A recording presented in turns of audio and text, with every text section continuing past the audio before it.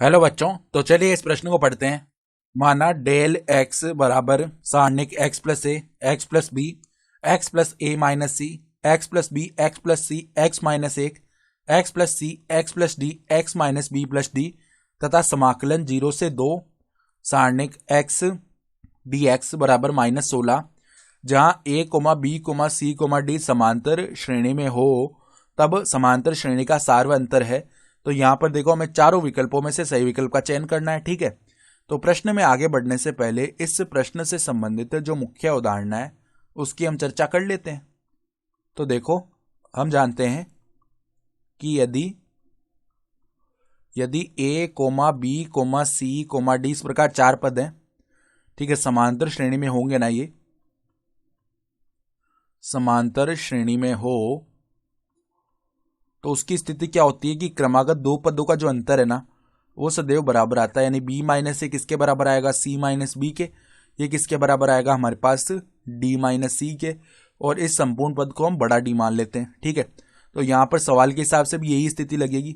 उसके ऊपर से देखो हमें यहाँ पे सारणिक एक्स है, इसका मान देखो हमें किसके बराबर दिया हुआ है, सारणिक x plus a, x plus b, x plus a minus c, x plus b, x plus c, x minus एक, x plus c, x plus d और x minus b plus d. तो अब देखो यहां पर हम क्या कर लेते हैं, सबसे पहले हम यहां पर क्या करने वाले हैं, हम कुछ संक्रियाएं लगाएंगे। पहले तो हम जो दूसरी पंक्ति है उसको कैसे बदल रहे हैं कि दूसरी पंक्ति माइनस में पहली पंक्ति, सही है। फिर तीसरी पंक्ति को हम कैसे बदल रहे हैं कि तीसरी पंक्ति माइनस में दूसरी पंक्ति, सही है। तो ये काम हम यहां पे कर लेते हैं। तो अब देखो सारणिक x का जो मान है वो किसके बराबर आएगा, पहली पंक्ति को तो हमने वैसा का वैसा ही रखा, तो x plus a, x plus B और क्या है x प्लस ए माइनस सी, ठीक बात है। फिर देखो यहाँ पे दूसरी पंक्ति को कैसे बदल रहे हैं कि दूसरी पंक्ति माइनस पहली पंक्ति, तो x से तो x शून्य हो गया, तो केवल b माइनस ए बचा। b माइनस ए को हम बड़ा d लिख सकते हैं, तो बड़ा d लिख दिया इसको। ठीक है, फिर यहाँ पे c माइनस बी बचेगा, उसको भी हमने बड़ा d लिख दिया, सार्वंतर है ना। फिर x माइनस एक, माइनस में क्या होगा, x माइनस हो जाएगा a प्लस का हो जाएगा c, तो x से माइनस का x से शून्य हो जाएगा, यानी c माइनस ए माइनस एक बचेगा। c माइनस ए को हम क्या लिख सकते हैं, d। देखो c माइनस ए को हम कुछ नहीं लिख सकते हैं, तो यहाँ पर c माइनस ए माइनस एक, इसको ऐसा का ऐसा ही लिख दिया, c माइनस ए। और यहाँ पर और क्या आएगा, यहाँ पर हमारे पास माइनस का एक आएगा, सही बात है।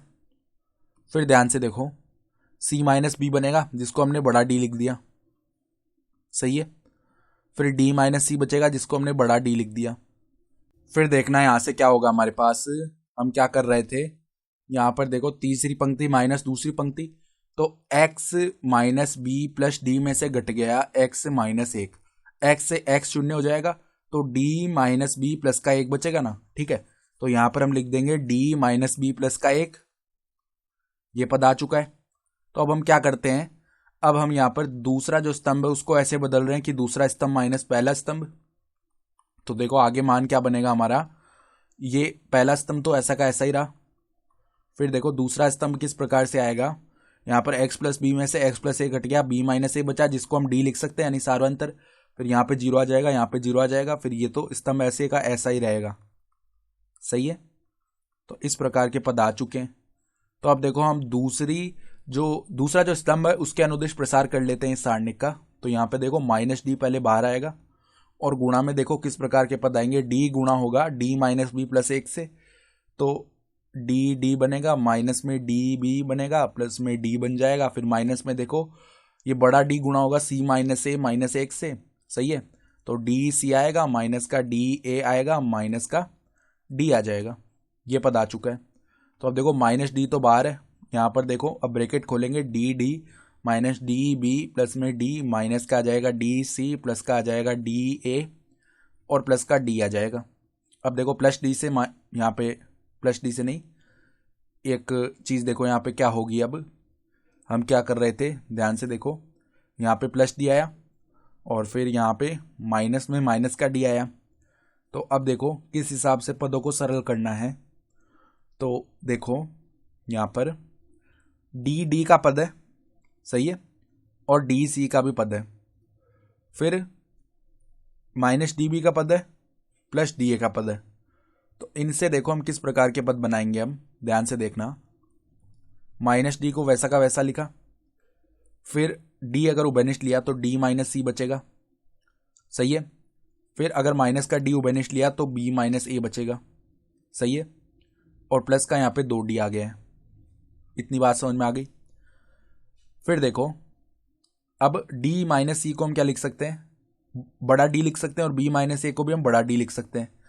तो डेल एक्स का जो मान है ना वो क्या आएगा, अब माइनस का d, यहाँ पर देखो d गुणा में d बनेगा जो कि d स्क्वायर हो गया। फिर देखो माइनस में भी d स्क्वायर हो जाएगा, प्लस में 2d आ जाएगा, d square minus d square शून्य हो गया। अब माइनस का 2d स्क्वायर बचा। अब देखो सवाल में क्या दिया होता है उस पर आते हैं कि समाकलन कर रहे हैं हम 0 से 2 तक इस सारणिक का। तो इस सारणिक का मान क्या है, माइनस 2d स्क्वायर, और x के सापेक्ष समाकलन कर रहे हैं, उसका मान -16 आ रहा है, ठीक है। तो माइनस 2d स्क्वायर तो पूरा 12 आ जाएगा, क्योंकि ये क्या है, ये नियत पद है ना। तो यहाँ पे dx का समाकलन x हो गया, सीमा लग जाएगी 0 से 2 तक, ये -16 के बराबर आएगा। माइनस माइनस प्लस हो गया, 2 16 को 8 बार विभाजित कर देगा। तो डी स्क्वायर, अब देखो ऊपर वाली सीमा पहले लगेगी, माइनस में नीचे वाली सीमा बराबर 8 आएगा, यानी डी स्क्वायर का मान यहाँ पे 4 आ जाएगा, अर्थात डी का मान आ जाएगा प्लस माइनस का 2। तो अगर हम विकल्प देखेंगे ना तो हमारा विकल्प बी और सी दोनों ही सही आ जाएंगे। तो आशा करता हूँ कि आपको ये प्रश्न समझ में आया होगा। धन्यवाद।